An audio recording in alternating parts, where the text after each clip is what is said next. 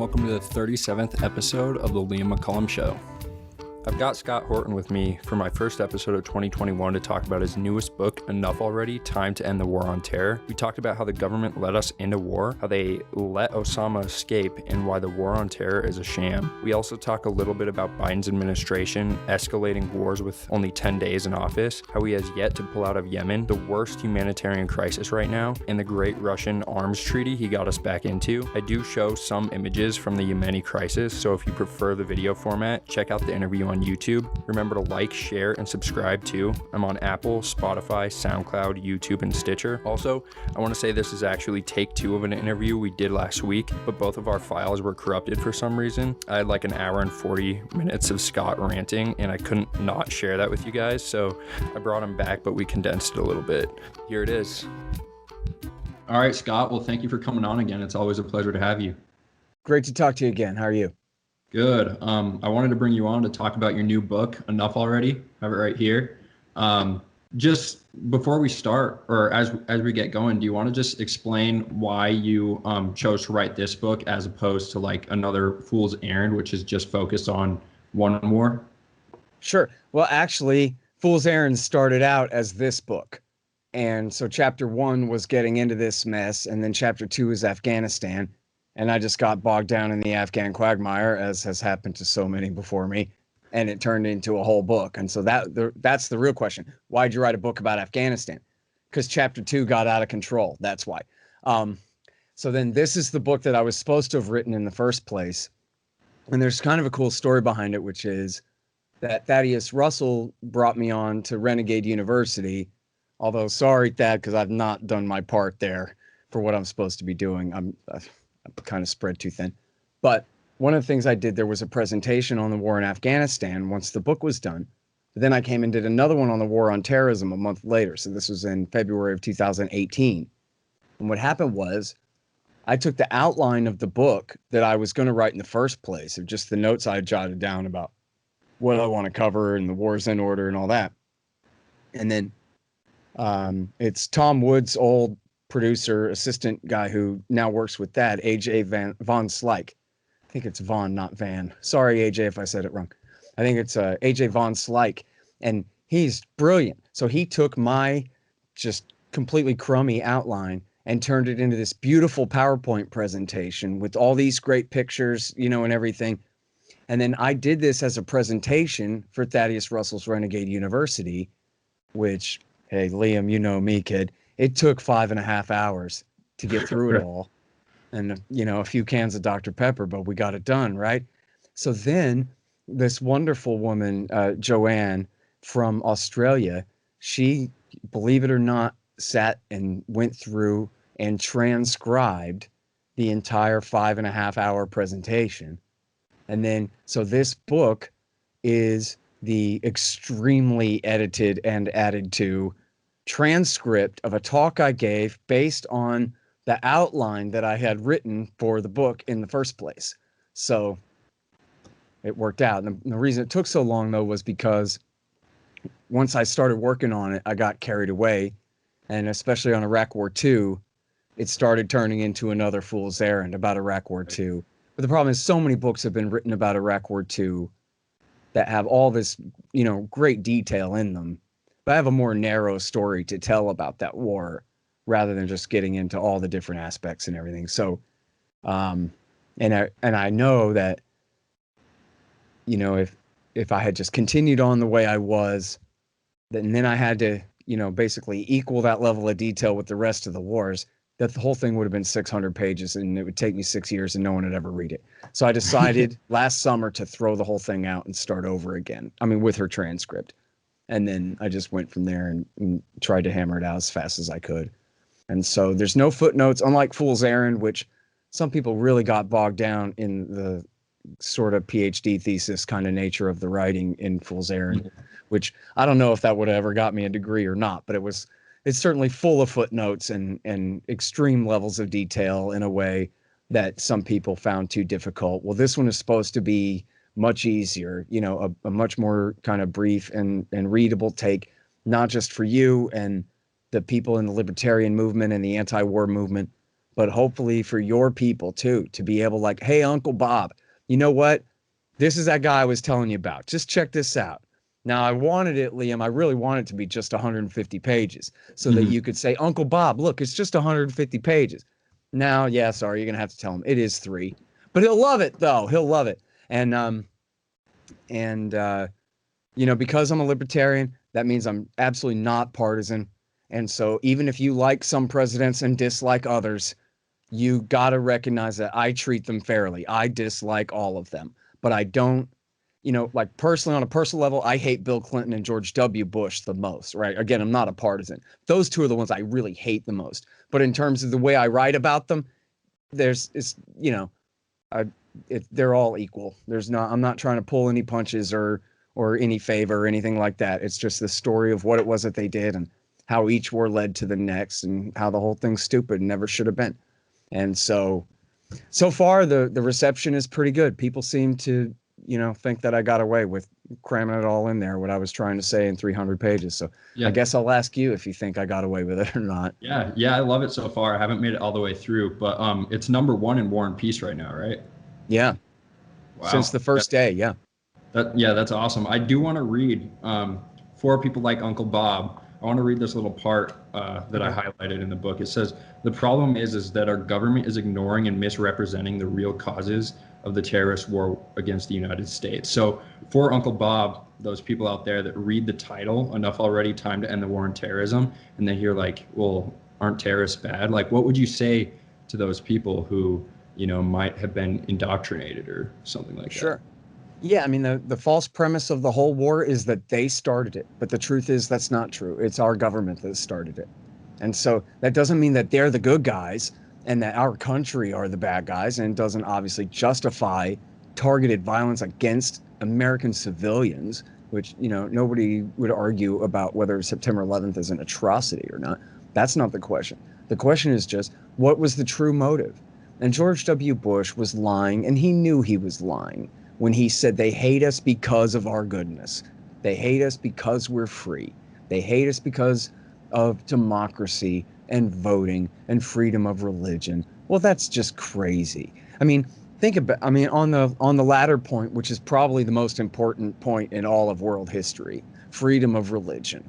In the United States of America, there are roughly 3 million Muslims who are perfectly free to worship exactly as they wish, without interference from anyone.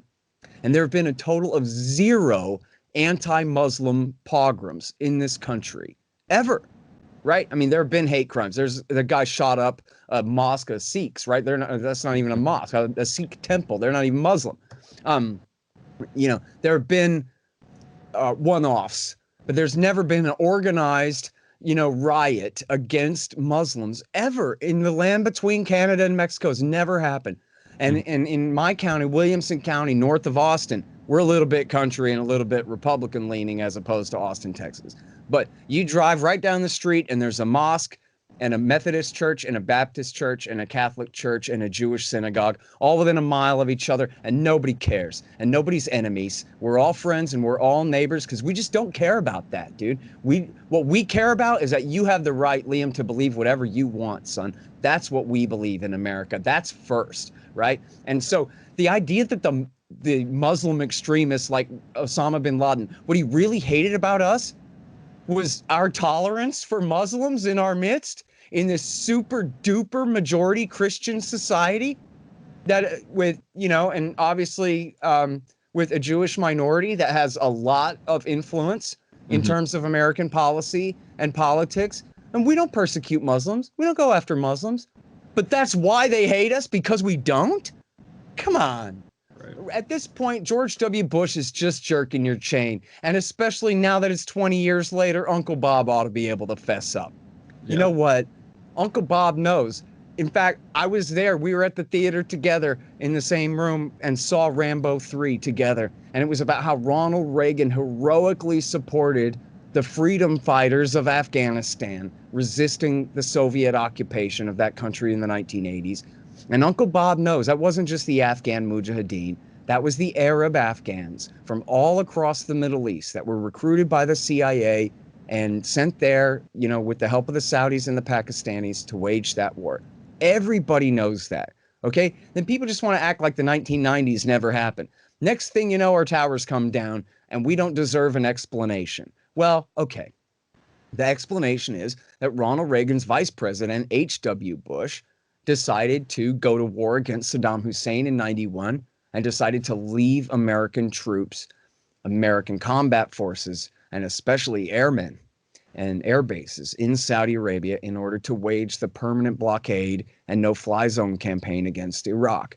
And that was what motivated Ronald Reagan's heroic freedom fighters into turning into evil terrorists and targeting the United States instead of America's enemies.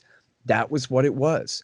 And so, of course, George W. Bush couldn't admit that any of this was true because his father was up to his eyeballs in it, right? My father and Ronald Reagan and my father backed these men, and my father really pissed them off by putting troops next to their most holy territory. Mm-hmm. And then my virtual stepbrother, Bill Clinton, who golfs with Senior all the time and is, ever since defeating Senior, was essentially adopted as a stepbrother into the Bush family. Hey, they all sold cocaine together in the 1980s anyway, right? So what difference does it make? And so it's not like George W. Bush could. If you held a gun to his head, he couldn't admit that this is all my father and my stepbrother's fault, could he? Right? So instead he said, they hate us because we're innocent. They hate us because history began today. And the more we love Jesus and the more we love our mothers and our sisters, the more they want to kill us. Yeah. Come on. The reality was America, well, and just put the shoe on the other foot. It's easy. What if the Saudis had military bases in our country, even at the invitation of our governors? Say Governor Abbott invited the Saudis to come and build military bases in San Antonio, and then next to the Alamo, say, and then use those military bases in order to launch sorties to bomb Mexico for 10 years. What would the Texicans do about that?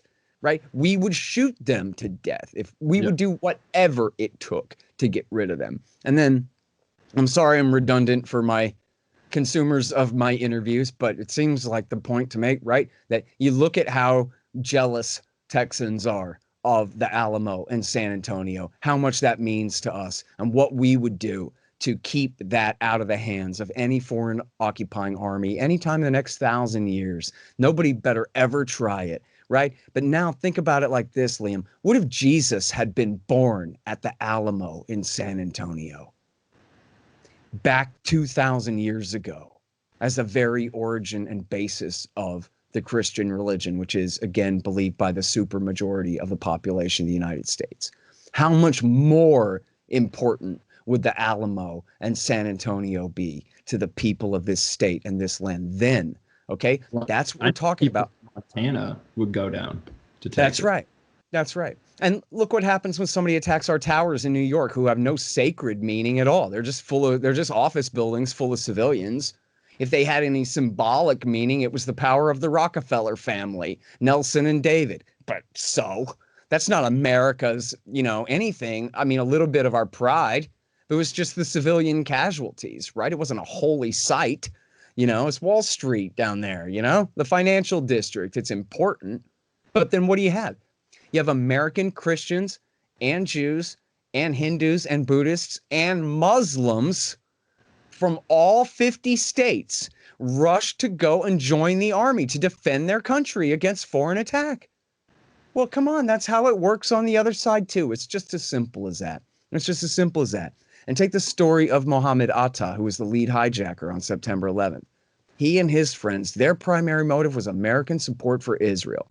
And not for Israel just being a nice Jewish boy minding its own business and trying to get along over there, but Israel's crimes against the civilian population of Palestine and of Lebanon. And there's a great book called Perfect Soldiers by Terry McDermott, which is the biography of Mohammed Atta and all of his buddies at the Hamburg cell. Ramzi bin al-Shibh, who helped coordinate the attack, and Marwan al-Shehi and these other guys who served as the pilots. And these were the ringleaders, not Flight 77 that hit the Pentagon. That was the San Diego cell. But these were the guys that flew the other 3 planes on September 11th, okay? And their motive was Israel and Lebanon. And here's the anecdote. You can find it from 10 sources. It's true. Okay. From his own family, tells the story and everything. When Shimon Peres launched Operation Grapes of Wrath against Hezbollah in southern Lebanon in 1996, Mohammed Atta filled out his last will and testament, which was essentially him joining the army, right? That was him saying, whatever happens, I'll give my life for this cause to fight as a soldier in this war against these aggressors. That was his point of view on the thing. And then it was just a couple of days after that, and that's how we know it's true, even though the day that this happened, that he filled out the will and everything. It was, I think, 2 days later that the Qana massacre, the first Qana massacre, happened in 1996, where the Israelis killed, pretty sure it was 106 or 108 civilians hiding in a United Nations shelter, women and children hiding in a UN shelter, and the Israelis shelled it and killed them all. And it was just a couple of months later that bin Laden arrived in Afghanistan and issued his declaration of war against the Americans occupying the land of the two holy places. That's what it was called. Pretty subtle, huh? And then, but about 1/3 of it, it's about the bases in Saudi, but then about 1/3 of it is his case against American support for Israel and their war crimes in Lebanon. And he goes on and on about Qana, and he is explicit. We will never forget the images of the children's heads and arms severed from their bodies. He says, how come you think that your blood is blood, but our blood is water? That might have been a different interview, but it was in reference to the same atrocity. And he essentially says, we'll show you. So then what happened, Liam, was that Mohammed Atta read bin Laden's rant and said, this is my guy, right? So this is why the Hamburg cell, who were so angry at Israel, this is how and why they joined Al-Qaeda, because they read bin Laden's declaration of war that said that he was angry about the exact same things that they were angry about. And so that was when they decided, we're joining with this guy. In the beginning of 97, they traveled to Afghanistan. They met bin Laden where they were recruited right in. You guys got German passports, you say? All right, we can make something out of this. Consider yourselves recruited. Ever been to flight school? And these are engineering students, right? And, by the way, this is a small parenthesis, but I guess it's worth bringing up. A lot of the reason that people became 9/11 truthers after 9/11, it wasn't just because Bush said they hate us for our freedom, and that didn't make any sense. It was because Bush said that the Taliban did it. Right. And that didn't make any sense, because people thought, what, a bunch of cavemen pulled off this sophisticated operation in the West like this?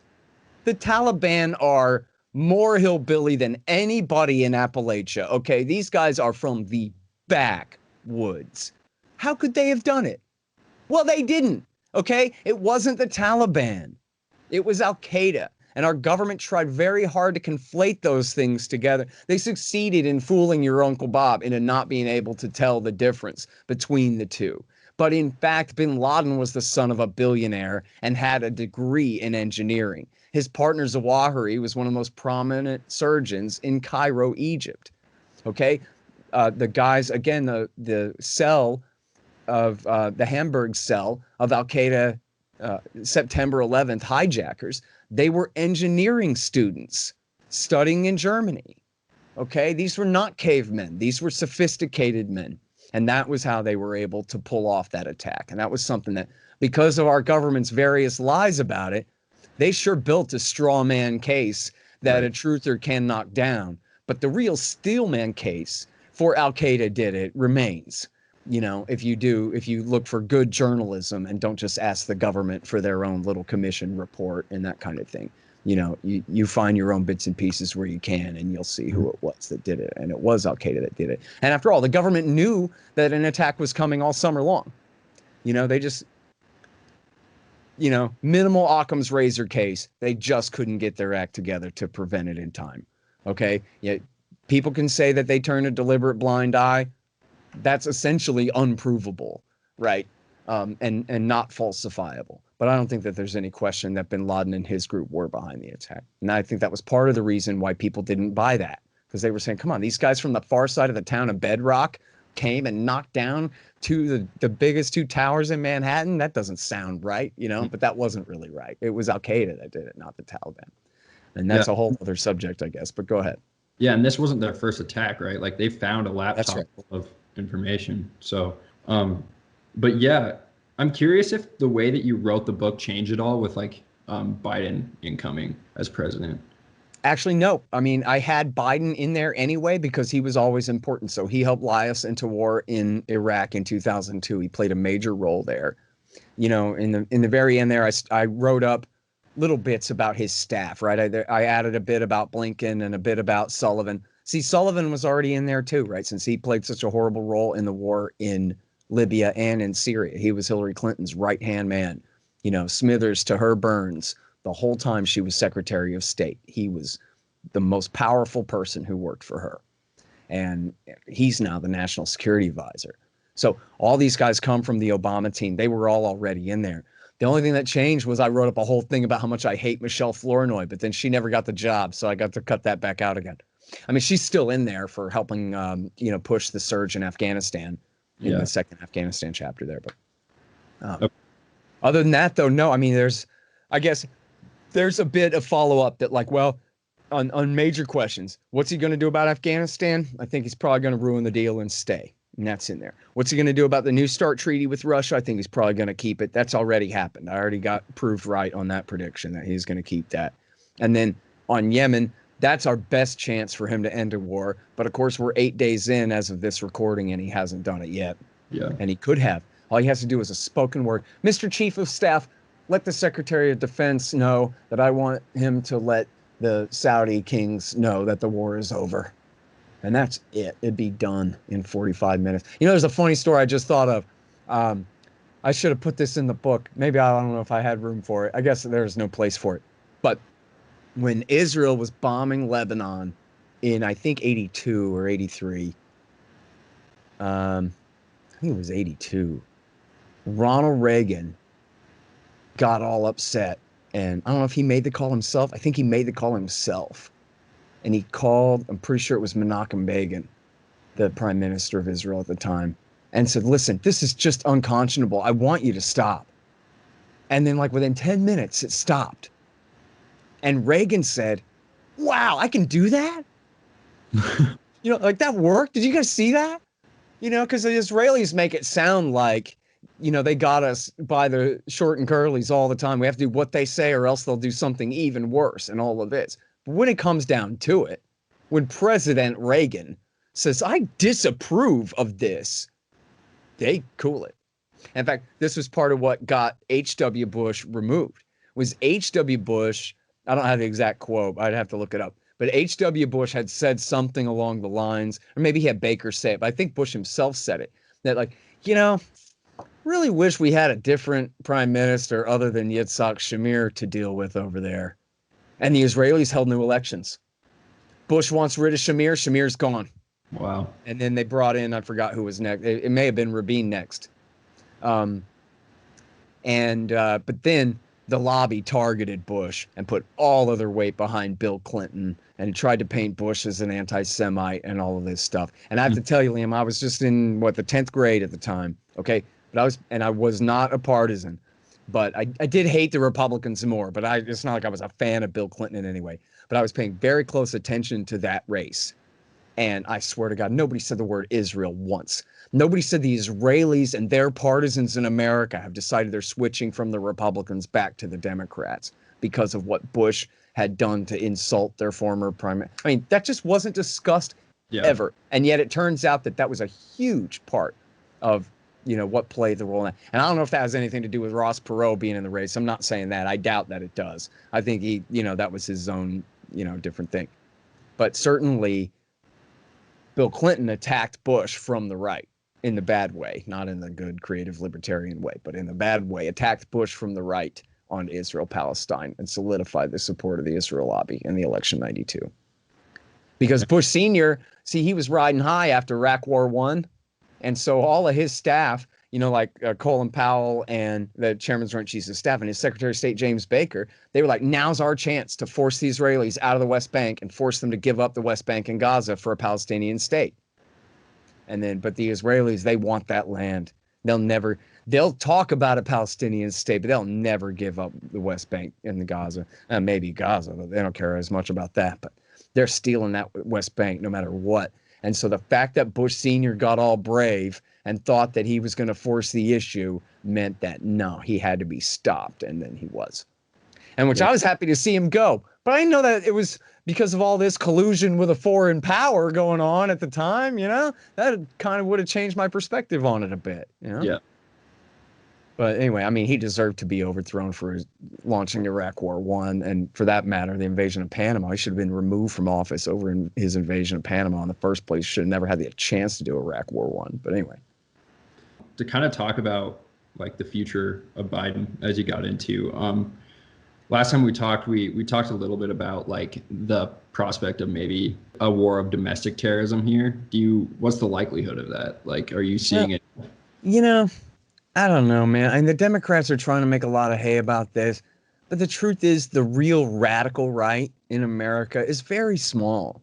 Mm-hmm. And the radical right who are willing to commit acts of violence in order to further a revolution soon is infinitesimally small. Yeah. Right? And if any of them have any brain cells to rub together at all, then they know that their friend who's always got the jackass ideas about something stupid they should do is a federal informant who's trying to entrap them and get them in trouble.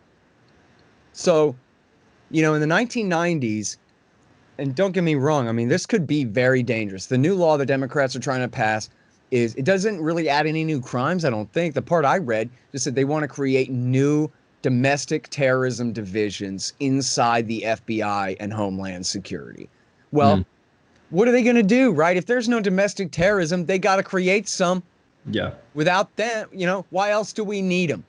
So they just have the perfect incentive. Even if they don't create some, they have the perfect incentive to let a few through in order to solidify their bureaucratic interest and, you know, for the future and all that. So we see how they do with Muslims. Never mind the 1990s. Let's just stick to the Bush era and Obama era. We've had more than 350, maybe it was 500 something. Trevor Aronson's the expert on this. There's something like 350 outright entrapment job stings, right? Where some guy infiltrates some small group of Muslims who are almost always poor and desperate and uneducated, kind of fatherless idiots, right? And then the informant says, don't you terribly and desperately need money to pay for your grandma's operation? And they go, yeah. And they go, and don't you hate American war crimes in the Middle East? And they go, yeah. And then they go, okay, say you love Osama into the microphone, dumb kid. And the kid goes, yeah, I love Osama. Okay, blam, life in prison, terrorist conspiracy, all of this stuff. The guy promised me $25,000 if I just say I love Osama. You know, it's all just an entrapment. They do this over and over and over again. So we'll see that. Right, where they entrap some idiot into saying the wrong thing, and then they can pretend that there was a real plot there. But then we can also see real plots unfold. We saw in Obama years, we saw the FBI entrap a kid into attacking the Mohammed cartoon contest in Garland, Texas. I forgot what year this was. It's in the book. It's 2014 or 15, I think. And what happened was, an FBI agent, not just an informant, you know, asset or something, but an actual FBI agent was the provocateur who recruited this kid and told him, tear up Texas, get it done. And the kid went to Texas and he showed up at Garland at the cartoon contest. He shows up and the cop that entrapped him is standing right there, but he's able to get off a shot and shoot an innocent security guard and wound him, luckily not kill him. And then it was a local cop who pulled out his gun and killed the bad guy. While the FBI agent who got the local cop and the security guard, and in fact, the entire building full of civilians in there into this mess, sat there like an idiot while all of this happened right in front of him. And of course, he just got promoted or something, I'm sure, right? He's on a permanent vacation, getting paid with your tax money right now, rather than rotting in the bottom of a prison somewhere for this. But anyway, to go back to the 1990s and the war on the radical right then, especially after Waco and the huge boom in the militia movement, the FBI launched an operation called PATCON, which meant Patriot. Ow, God dang, bit my cheek. Called PATCON, which meant Patriot Conspiracy, is what that stood for. And But the conspiracy wasn't the Patriots. The conspiracy was the FBI. And they went around infiltrating all these groups and trying to get them into trouble. And I'm telling you now, it's 99%. I'm not, there's a guy who's writing a book about this now that's going to really put it to bed once and for all. We have the archive of primary sources at the Libertarian Institute, but it's 99%. I mean, this is the case. What happened was the PACON operation resulted in the Oklahoma City bombing. It wasn't just that these guys did it. It was that the FBI created the kind of entire atmosphere in conjunction with this group of white supremacists to do this attack. And, you know, the Occam's razor explanation is that, well, they had essentially a bunch of informants and flip states witnesses who did this. And the FBI had to cover it up because they looked so bad that they should have had these men under control and under surveillance, and they didn't, and it happened under their nose, kind of thing. But the slightly more complicated and I think more realistic explanation is that their agent provocateur, Andre Karl Strassmeyer, who is a fake Nazi and not a real Nazi, that he was one of the primary forces in creating that plot and driving that plot forward to bomb that building. And that's why after it happened, they covered it all up and they let all of the guilty go free. And including the ridiculous hoax, especially look back at it now in hindsight, the hoax, oh yeah, no, there never was a John Doe 2. Yeah, all of those witnesses who thought that McVeigh had accomplices, they were all just smoking PCP, I guess, and have no idea. Oh, what?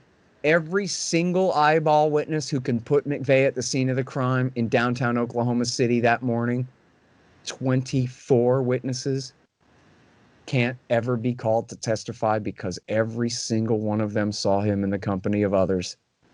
Yeah, that's a really, really bad one, man. It's part of what made me such an anti-government, you know, kind of a guy in the first place, because Waco was bad enough.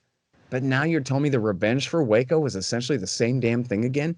It was these same feds who, to one degree or another, Liam, were responsible for that attack. And it's just absolutely world record shattering cover up. It's just amazing. And so look, I mean, the FBI on their best day are a bunch of stupid meathead pigs. All they are criminals. They only care about themselves. They don't care about anyone else. FBI job one is protect the FBI. Well, how do you think those towers got knocked down? It's because these guys are a bunch of worthless jerk-offs. That's how, right? How could there have been Al-Qaeda, real ass Al-Qaeda in the country for a year and a half, whether CIA told them everything they knew or not? How could the FBI not know that? It's because they're the scum of the earth. That's why. It's because they're worthless. And so now put a bunch of guys like that in charge of preventing violence from white supremacists, Aryan nations, and Klansmen and whoever.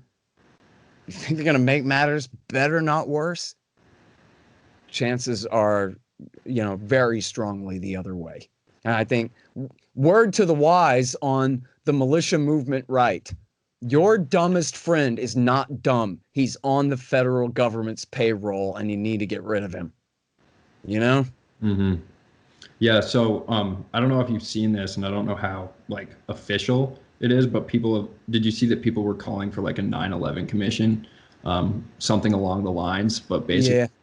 I don't really know much about the 9/11 commission. I read a little bit about it in your Fool's Errand, but can you just explain like how corrupt that was? Yeah, I mean, the whole thing is a joke, right? The people who were in charge of preventing the attack and failing to prevent the attack were the ones essentially in charge of writing it. You know, they got these former senators to sit as the chairs of the committee, whatever. But the staff are, you know, all essentially came from the permanent state, whether they're, you know, Senate and congressional staff or whether they'd come directly from the executive branch. And the project of the final writing of the commission report was overseen by Philip Zelikow, who was Condoleezza Rice's right-hand man. Yeah. Well, she was the national security advisor. She was the one who told the head of the CIA and the head of the CIA's counterterrorism division, yeah, we'll worry about that crap later. What's Al-Qaeda? I mean, I think I've heard of this bin Laden guy before, but I don't know what Al-Qaeda is, and I don't care about that.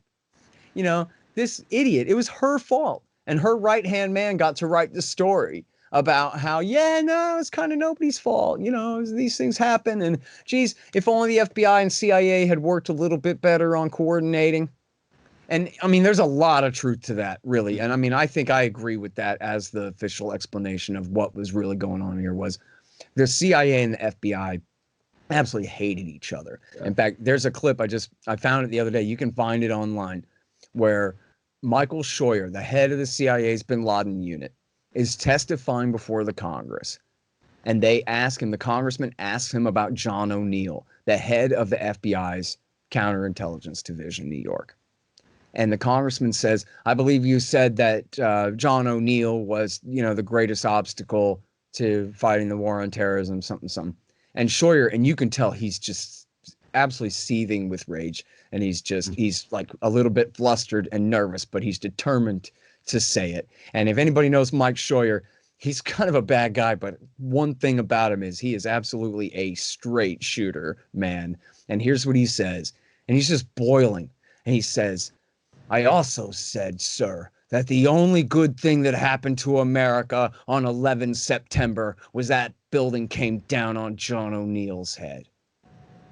Because he did die there. He'd been fired from the FBI and went and became the head of security at the World Trade Center because he knew it was coming. And he died that day. And there's Michael Scheuer under oath before the U.S. Congress, the CIA, saying, finally, somebody killed O'Neill for me. Wow. And it was Bin Laden who did it. High five for that one. John O'Neill, who was the FBI chief of counterterrorism, you had this to say about him. Mr. O'Neill was interested only in furthering his career and disguising the rank and competence of senior FBI leaders. Yes, sir. I think I also said that the only good thing that happened to America on 11 September was that the building fell on him, sir. Because that was the level of contempt and conflicting purpose between these guys. And it makes sense too, right? The CIA's job is to find these guys and kill them, torture them, do something, find them, get rid of them, disappear them, send them to Egypt to be buried in a mass grave somewhere alive, right? The FBI's job is to indict them and prosecute them in court in Virginia or New York City.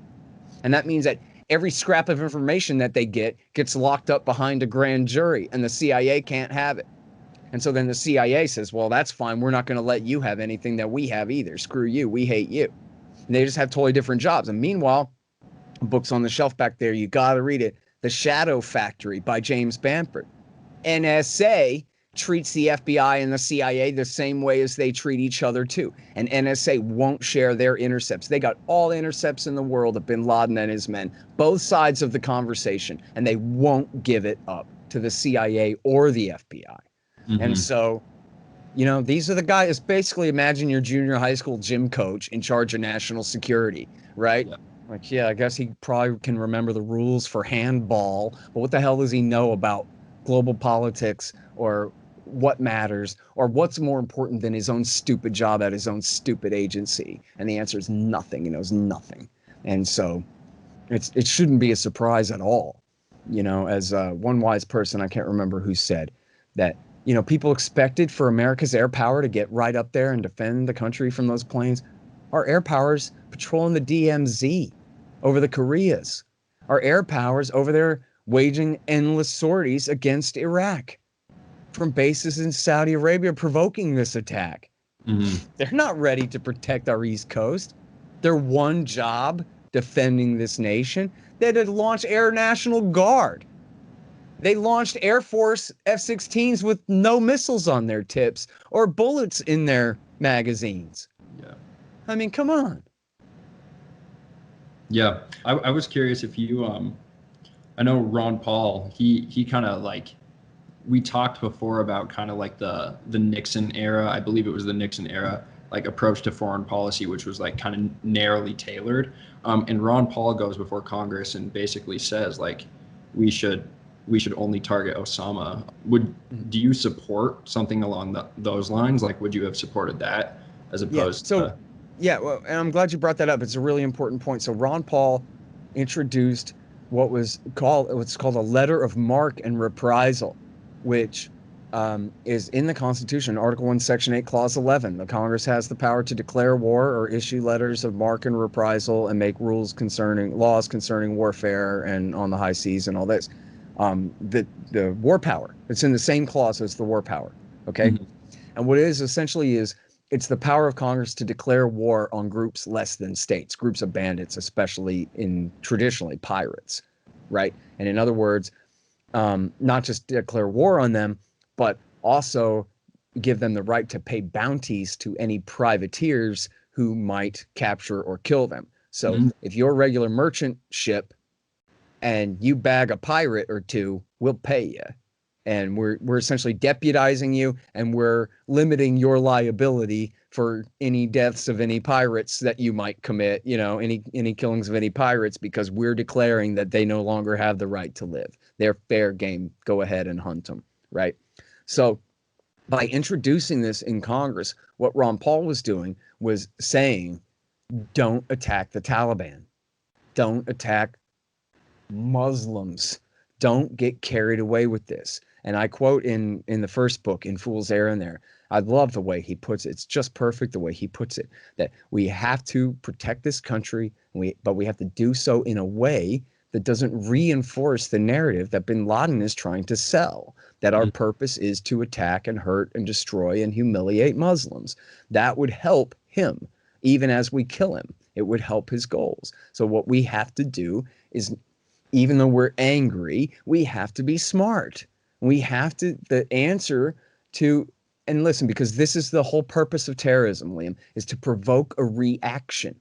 So if somebody's trying to provoke a reaction out of you, you owe it to yourself to instead be smart instead of emotional, to think things through and do the right thing instead of letting somebody jerk your chain, right? And that was what Ron Paul was saying. Everybody hold your horses. And now he did, I will say, it was Barbara Lee who voted against the authorization to use military force. Ron Paul voted for it. And I asked him about it, in fact, probably too many times in different interviews over the years. And he's always said that, look, this was the only one up for a vote. And it was somewhat narrowly tailored. I mean, the Cheney version was much broader. And the Democrats succeeded in cutting out, most of the worst language. And it really did say to target the guys that did the attack and anybody who harbored them. Doesn't say this is a blank check like the Gulf of Tonkin resolution. Yeah. They just interpreted it that way anyway and said, oh, they just made up the term associated forces, which isn't even in there. And they just pretend that it is. And then now everybody's associated forces and whatever they want. But, as I tell the story in the book, and I think as Ron Paul has explained too, that he would have preferred diplomacy, right? He was just saying, in the event that there's no peaceful way to solve this, then we should tailor the authority to attack the guilty as narrowly as possible to avoid what obviously Bush and Cheney are trying to do, which is conflate the Taliban with Al-Qaeda, the government of Afghanistan with the guilty terrorist group, so that they can do a regime change in Kabul and so that they can define the war on terrorism as broadly as possible and open to adding new states. Obviously, Iraq was their highest agenda to go along with it. And so that was, if they'd done it Ron Paul's way, then they would have avoided all of that regime change and the rest of that. But I make the case in both books, but in Fool's Errand with the details, that they deliberately let bin Laden escape. I think it's perfectly clear that they had the opportunity to negotiate his extradition and all of his men with the Taliban. The Taliban said, look, just give us some evidence and we'll turn him over to you. It doesn't have to be an ironclad conviction case, but give us some reason to believe that he did it, okay? In other words, we're trying to save face here. We want rid of this guy. We don't want to get carpet bombed. We want to give him over to you. Give us a piece of paper with something on it, please. And Colin Powell said, we're working on a dossier right now. He went on Meet the Press and said that, the Secretary of State. We're working on a dossier. As we just discussed, they knew there was an attack coming all summer long. It wasn't that there was any question that bin Laden and Zawahiri and their men were behind this thing, that Khalid Sheikh Mohammed had made his alliance with bin Laden back in whatever it was, 1998 or whatever. all this stuff. They knew all of this, and they could have done it. And the Taliban said, we'll give them to any Muslim country. Well, that could have been Jordan or Malaysia or Egypt or any absolute sock puppet dictator. Well, Malaysia's not a dictatorship, but any sock puppet dictatorship of America. I probably wouldn't turn him over to Saudi. He might disappear before you get your hands on him. But send him to Jordan, send him to Kuwait. What are the Kuwaitis going to do? The Kuwaitis are going to let his plane land on the tarmac, and then they're going to give clearance for that plane to take right off again to head for North America. They wouldn't even extradite him, right? They drop the paperwork later. Americans, you can have him. Come on. This is a put on, right? It was a put on. The Americans were pretending, oh, the Taliban are being intransigent. Well, they're not being intransigent. They're saying, give us the slightest bit of face saving and we'll turn him over. The Americans said no. Bush said no negotiation. So they said, well, turn him over. We'll turn him over to the Pakistanis. Again, give us some proof and we'll turn him over to the Pakistanis who are working closely with you now. And of course, they'll turn him right over. Bush said, nope, absolutely not. No conditions, no negotiations. Forget about it. I mean, why should that be? No negotiations. Okay, I get it. We're really mad. Right? But you can get your hands on the guys. If you send Colin Powell, the former 4-star general, chairman of the Joint Chiefs of Staff, who's your Secretary of State, pretty tough guy, right? To go and handle this, seems like he can handle this. His deputy, Dick Armitage, had told the Pakistanis, you're going to do everything we say, or we're going to reduce your country to the Stone Age. You understand? And you know what they said? We understand, sir. And they were absolutely in America's pocket. Look, the only reason they backed the Taliban is because America worked with Saudi to help them back the Taliban in the first place in the Bill Clinton years, right? There's no question that they were going to be cooperative, that they were already being cooperative with the Americans as of the evening of September 11th. Okay, no question about that. But nope, they ruined the deal. Then finally, on October the 8th, after the bombs started falling, admittedly, the Taliban said, okay, we'll turn them over to any third country in the world, probably excluding Israel, although they didn't even say that. We'll turn them over to any third country in the world without any evidence if you just stop the bombing. And the Bush government said, nope, too little, too late. And then what they do? They took the entire war to the Taliban in the north of the country, to Kunduz and to Kabul, while bin Laden and his men were getting away. And they knew, and I show in the book, they knew that bin Laden and his men were at the Lion's Den, which they should have assumed from the very beginning, that of course they were at their Lion's Den hideout in Tora Bora in the Nangarhar province from the very beginning. That was where they were planning to make their stand. But they're right by the Pakistani border there. And so they spent, weeks. They didn't really engage them until the second week of December, 3 weeks after they knew he was there. And then, as I show in the book, it's in Jawbreaker by Gary Berntson, the CIA officer who was on scene, and Kill Bin Laden by Dalton Fury, which is the alias of the commander of Delta Force on scene, Thomas Greer.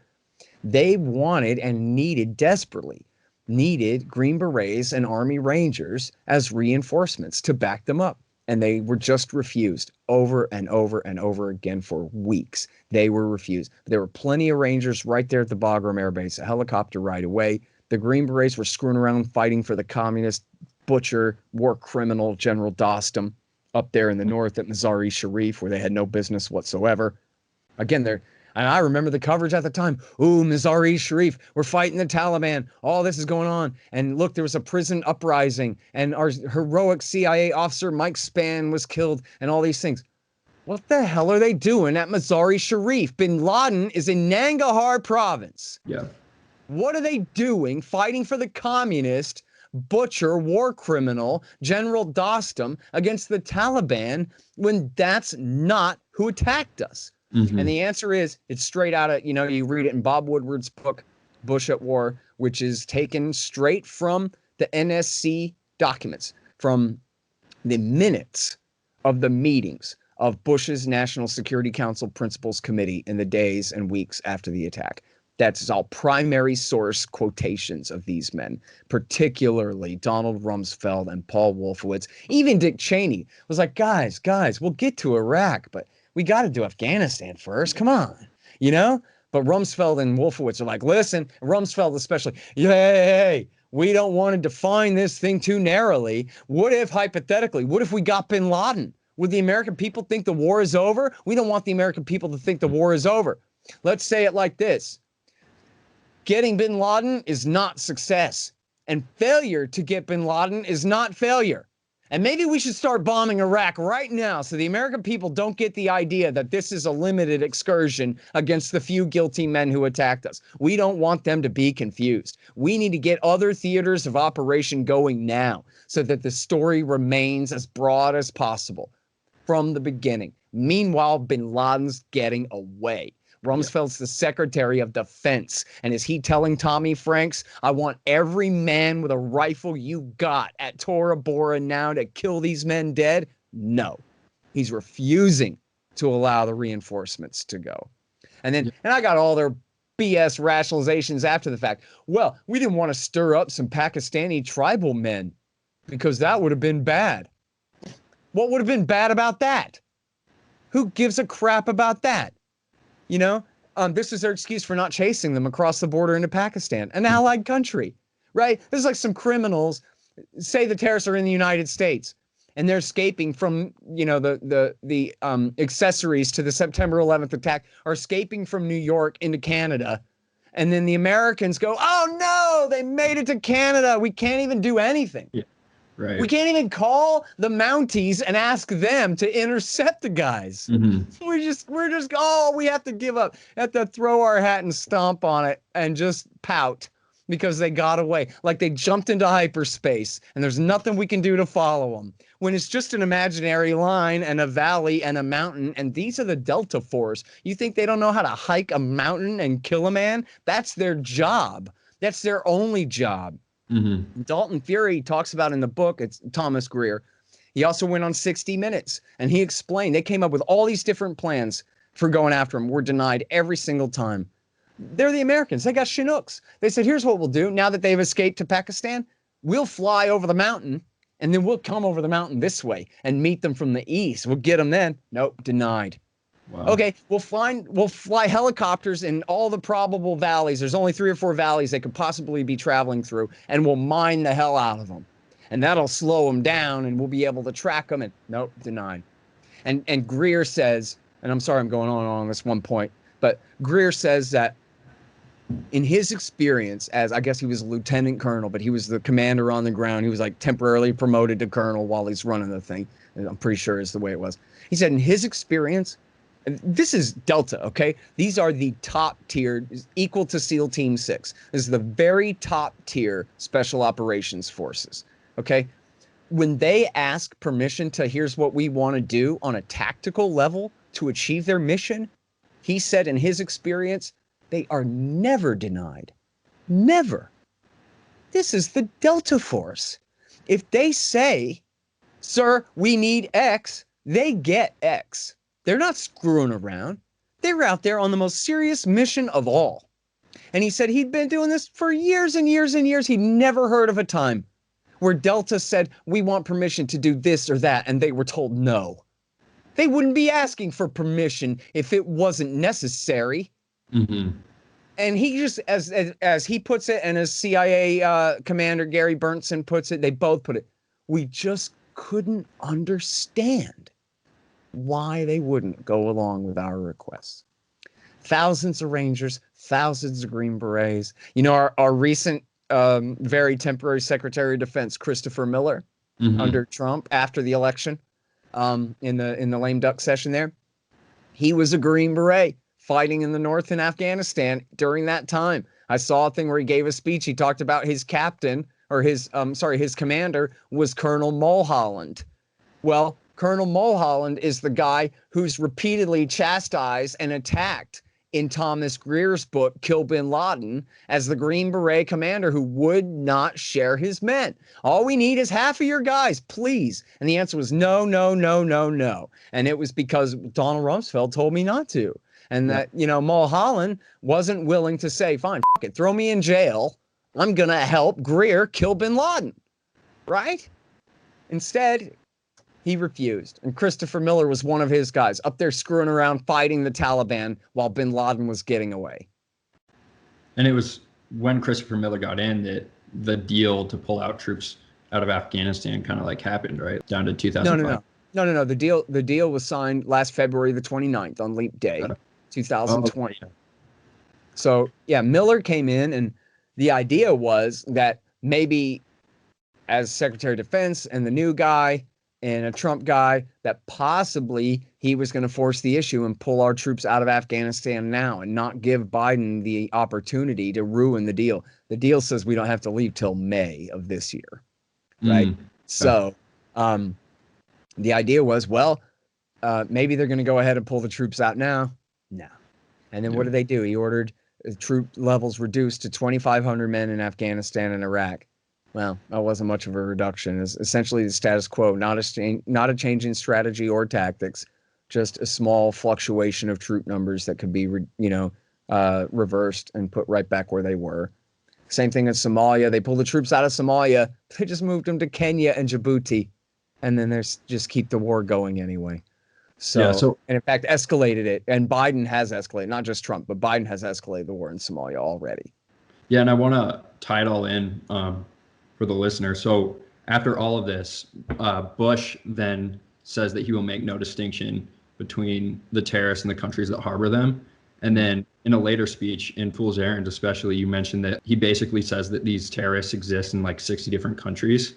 Would you say that that in itself was like a declaration on like all of the countries that you list enough already? Like, is that what set off the potential for the United States to go to war in all of these countries?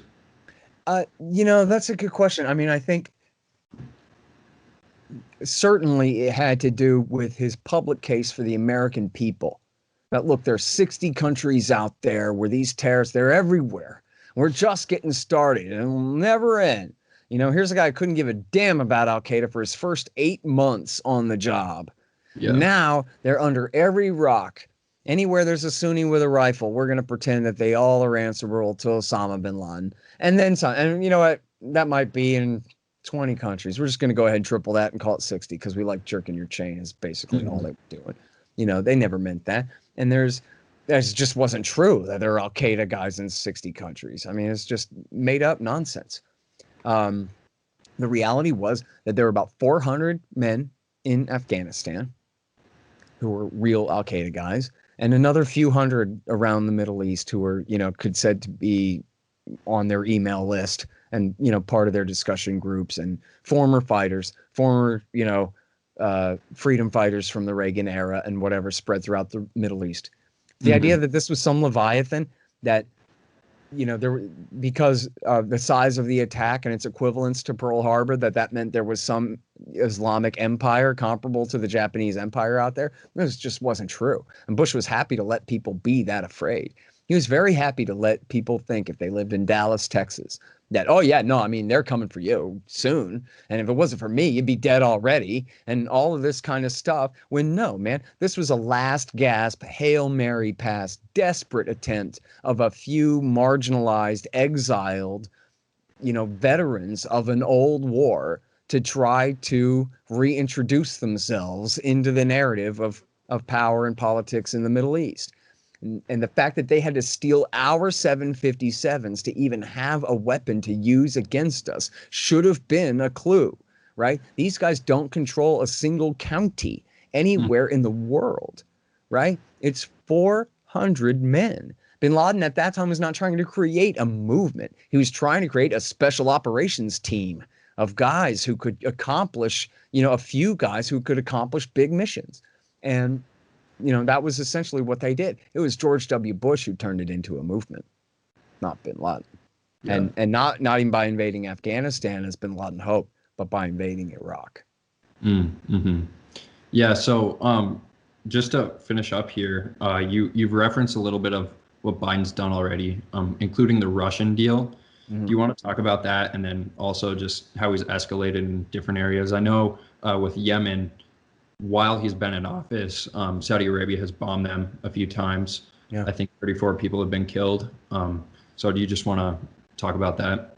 Sure. Well, on Russia, I mean, Biden is a horrible hawk. He was in on the coup in Ukraine in 2014. He just rehired Victoria Nuland, who did that coup, to help run the State Department's European affairs. I forget if they gave her the same job again under Obama. She was Assistant Secretary of State for European Affairs, which is essentially ambassador to the EU, I guess. And they're giving her another, like position. That's Robert Kagan's wife. She's incredibly dangerous. And so I think that there's a very good chance they're going to try to bring Ukraine into NATO. And if they do, they could cause a horrible war. I mean, talk about overreach, man.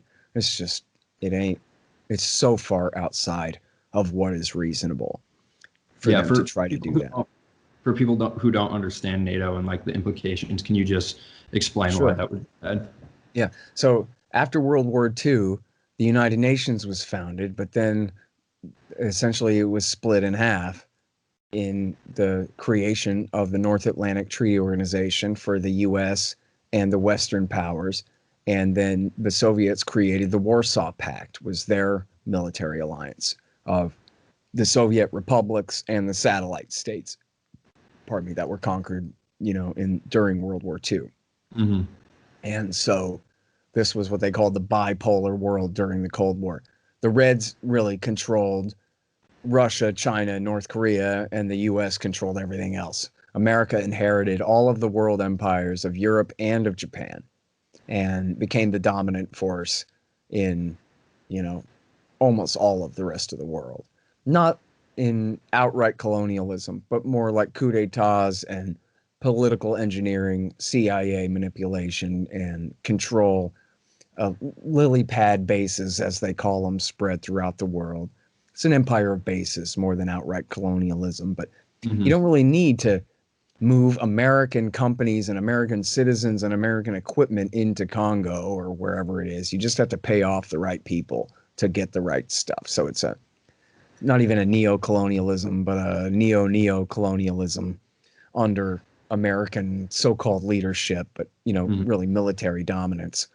And so the idea of NATO was that this is how we keep the Reds out of Western Europe. This is how we keep the communists from conquering Western Germany, France, the Netherlands, and, all of our friends in Western Europe. And it really wasn't necessary in the first place because the Soviets didn't have the power to invade Western Europe. And the West Germans and the French, they were able to defend themselves from a Russian land army attack relatively quickly. We didn't need to have our troops there, but the idea was, as they put it, keep the Yanks in, the Germans down, and the Russians out.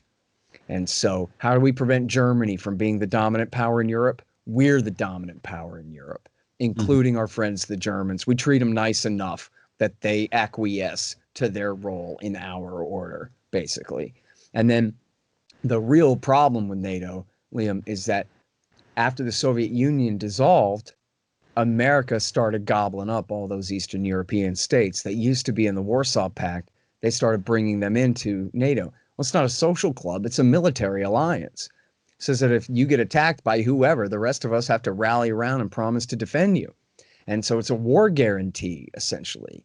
And H.W. Bush in 1988 and 89, he promised Mikhail Gorbachev, the last premier of the Soviet Union, that America will not extend the NATO alliance 1 inch east of Germany if they would agree to withdraw from Germany. And Helmut Kohl, the leader of West Germany, and Margaret Thatcher, the leader of Great Britain, and I think it was Mitterrand, who was the president of France at the time, all agreed and all made the same promises. Same for James Baker III, who was America's Secretary of State at the time. All swore to God they would never extend the NATO alliance east. Well, Bill Clinton got in there, and that's what he started to do. And a lot of it was domestic politics, right? He needed Polish votes in Illinois. So he said, let's bring Poland into NATO, this kind of thing. And of course, Lockheed, the Lockheed Vice President Bruce Jackson put on a full court press and a massive propaganda campaign for NATO expansion so they could get rid of jet fighters at U.S. taxpayer expense and give them to all these countries.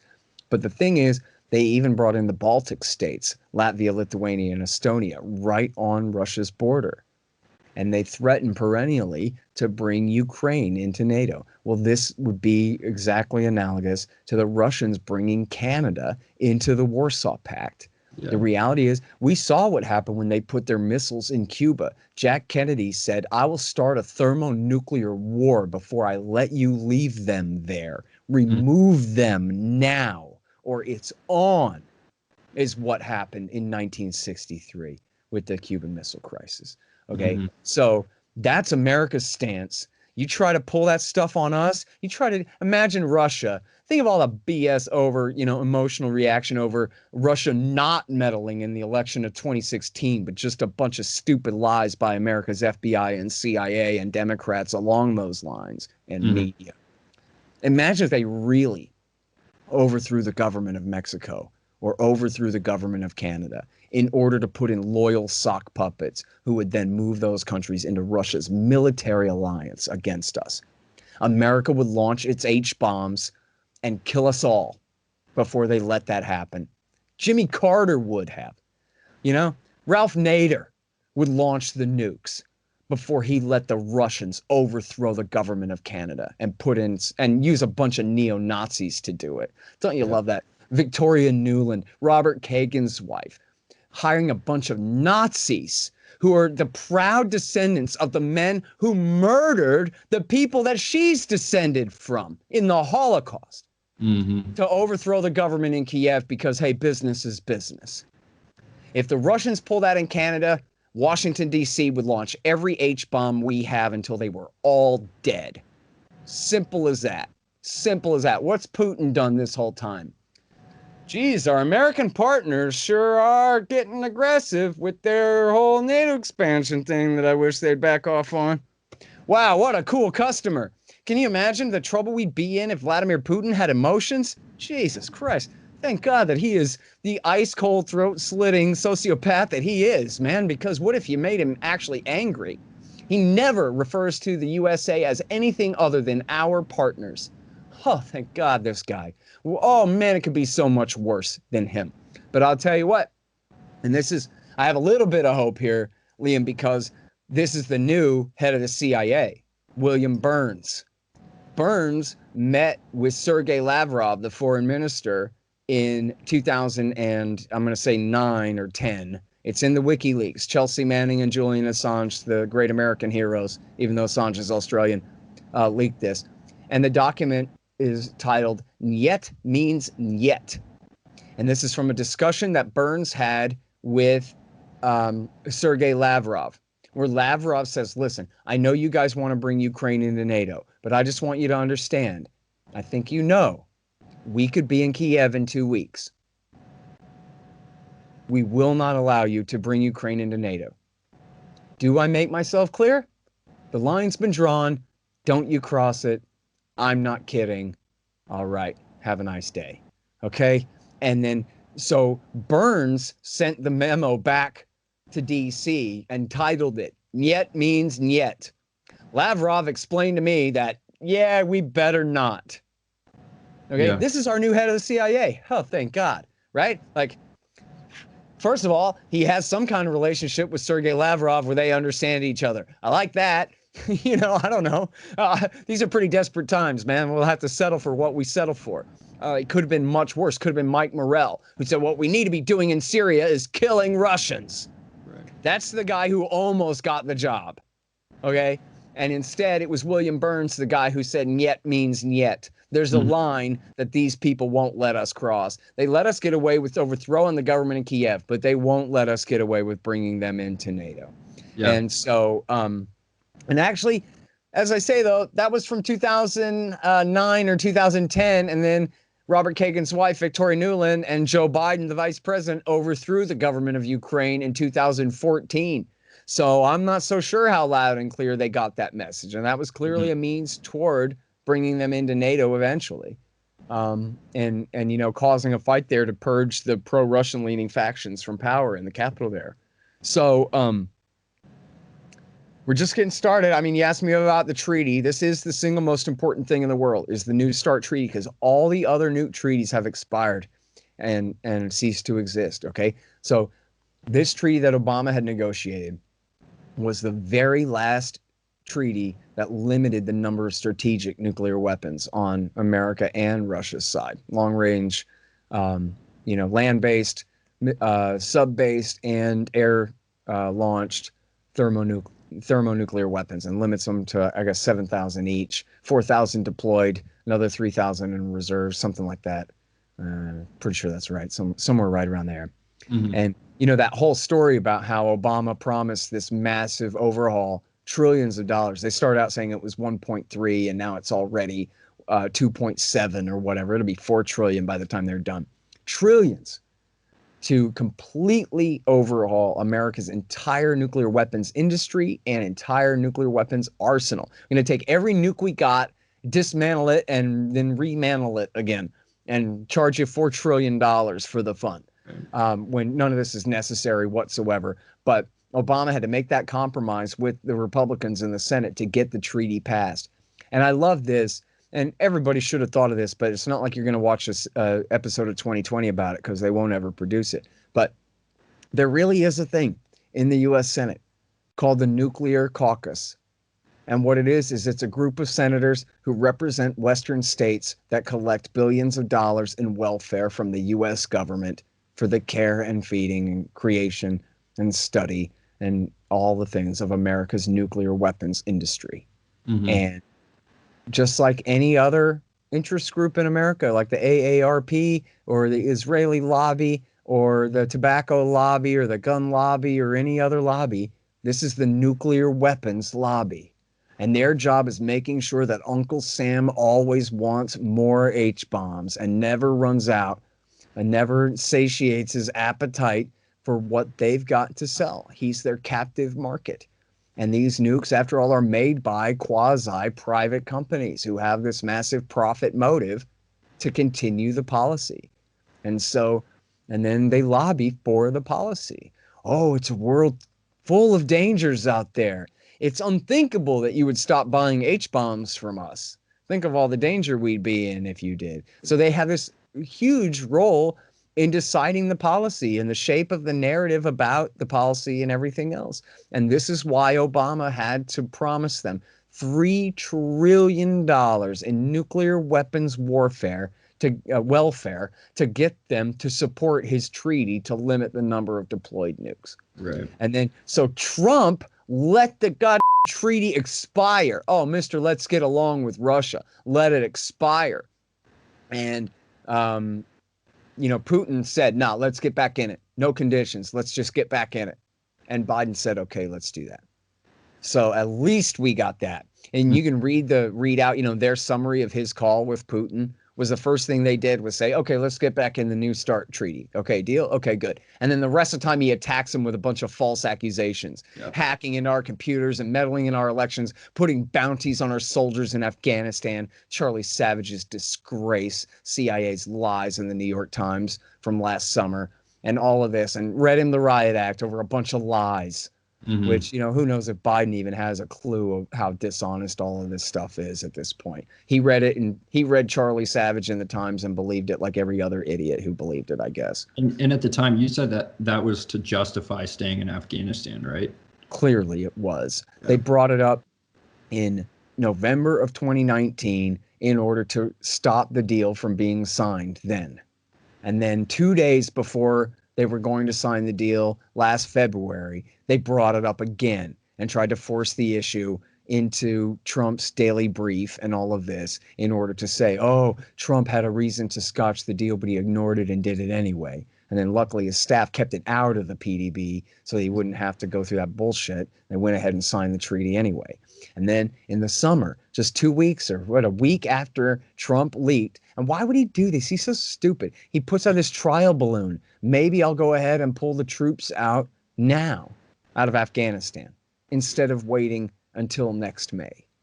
And then the next thing you know, 2 days or a week later, something like that, the story's running in the New York Times that, oh yeah, the Russians are killing Americans, are paying the Taliban to kill Americans in Afghanistan. The story's a total hoax, and his editors ended up climbing down from the claims, even if he didn't. They revised their story 10 times over, making it less and less and less damaging every time, while never conceding that that's what they were doing.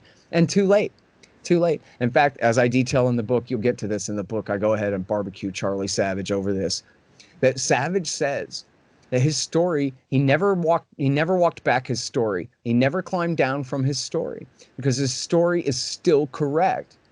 Not that the Russians killed Americans, paid to kill Americans in Afghanistan. He's not saying that. All he's saying is there's a CIA report that says that it might have happened. A CIA report that their own analysts only gave it medium confidence. And by the way, the military and the National Security Agency gave it no confidence whatsoever and refused to agree with it at all.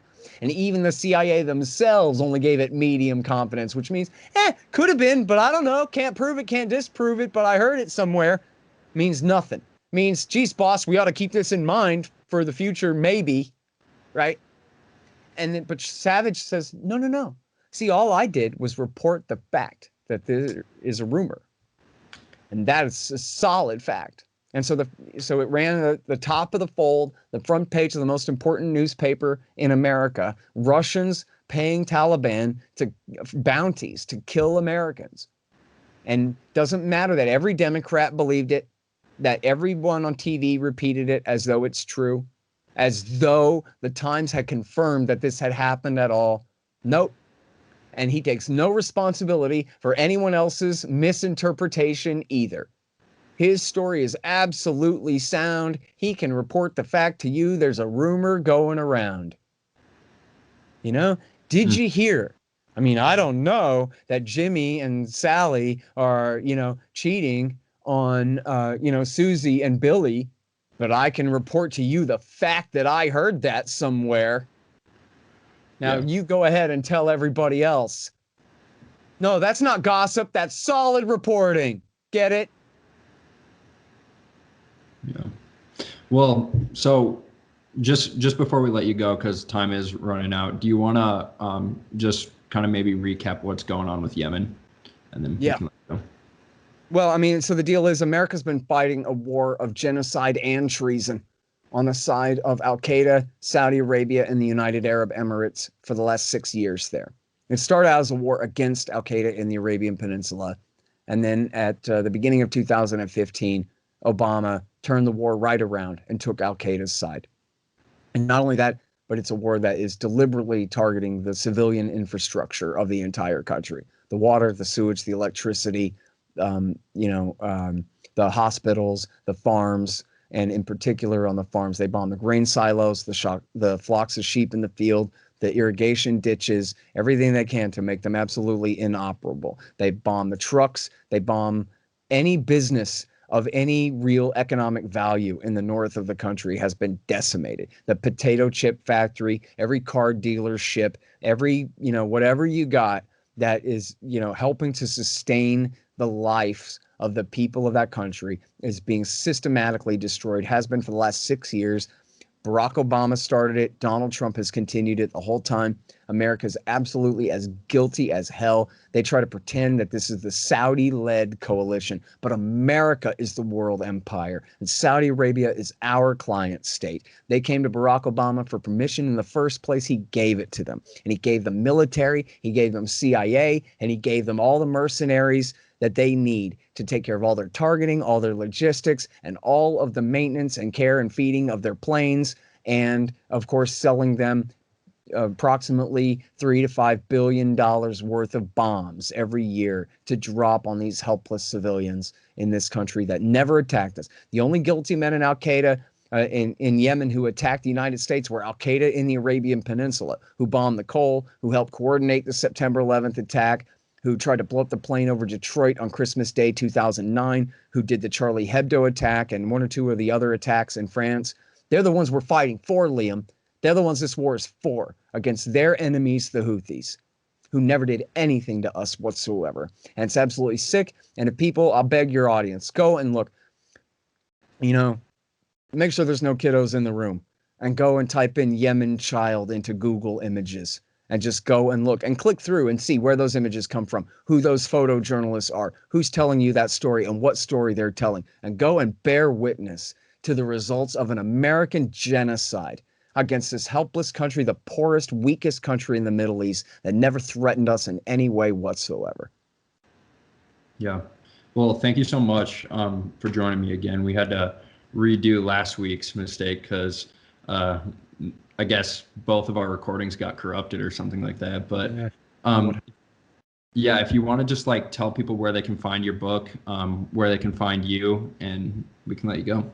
Sure. Okay, so I'm the director of the Libertarian Institute. I'm the editorial director of antiwar.com, and I'm the host of the Scott Horton Show. I got 5,400 interviews going back to 2003 for you at scotthorton.org. And the books are Fool's Errand, Time to End the War in Afghanistan, The Great Ron Paul, the Ron Paul interviews, Scott Horton Show interviews from 2004 to 2019, the transcripts of all my talks with him. And then the brand new one is Enough Already, Time to End the War on Terrorism, which is a short take on every war since 1979. I really hope you like it. And that's at enoughalreadybook.net. Awesome. Well, thank you so much, Scott. Thank you, Liam. Appreciate it, buddy. It's the weekend.